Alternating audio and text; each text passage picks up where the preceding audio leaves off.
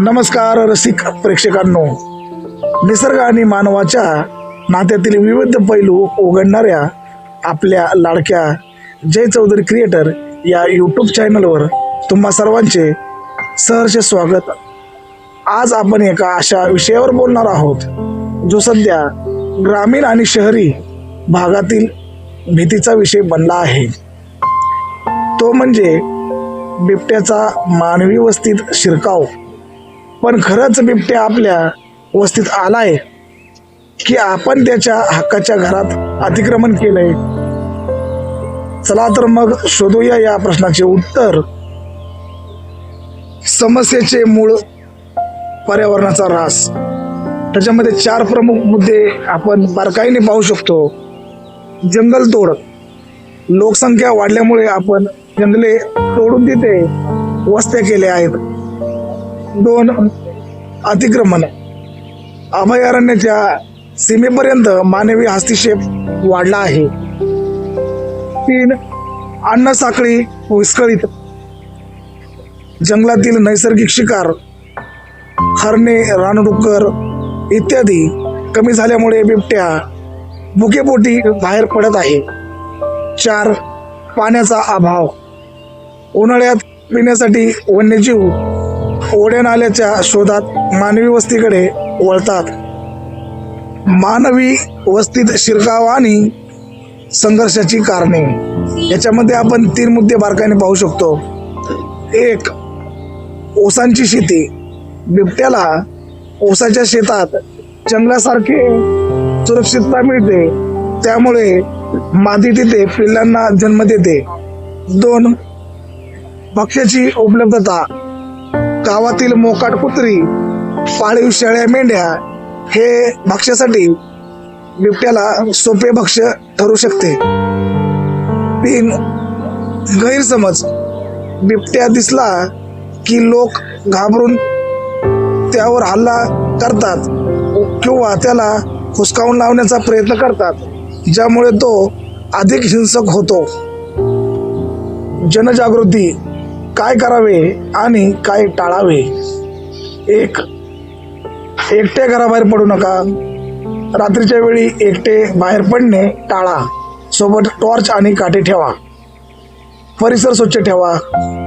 घराभोवती वाढलेले गवत आणि किरळ कचरा साफ करा, जेणेकरून बिबट्याला लपायला जागा मिळणार नाही. अफवा पसरू नका. प्रत्येक दिसलेला प्राणी नरभक्षक नसतो, त्यामुळे अफवांवर विश्वास ठेवू नका.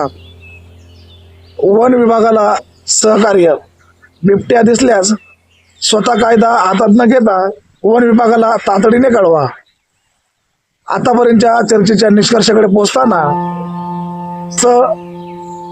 अस्तित्व हीच काळाची गरज.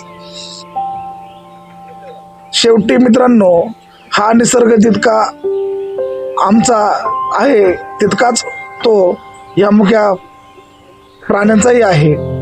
आपण त्यांच्या अन्नावर आणि घरावर गदा आणली तर ते कुठे जाणार? हा संघर्ष थांबवण्यासाठी आपल्याला पर्यावरणाचे रक्षण करावे लागेल. झाडे लावा, जंगले वाचवा, तरच हे वन्यजीव जंगलात राहतील आणि आपण आपल्या घरात सुरक्षित राहू. आता अनेक प्रेक्षकांच्या मनामध्ये अनेक प्रश्न पडलेले असतील की बिबट्या दिसल्यानंतर काय करावे किंवा काय करू नये. त्या प्रश्नांची आम्ही आपणास उत्तर देत आहोत. आपल्या मनाला 4 प्रश्न साहजिक पडणे गरजेचे आहे किंवा पडले असतील ते पहा. प्रश्न क्रमांक 1. बिबट्या ऊसाच्या शेतातच का राहतो? तर त्याचं उत्तर आहे मित्रांनो, ऊसामध्ये त्याला लपायला जागा आणि थंडावा मिळतो, तसेच तेथे डुकराची शिकार सहज मिळते. प्रश्न 2. बिबट्या दिसल्यास आरडाओरडा करावा का? तर त्याचं उत्तर आहे नाही.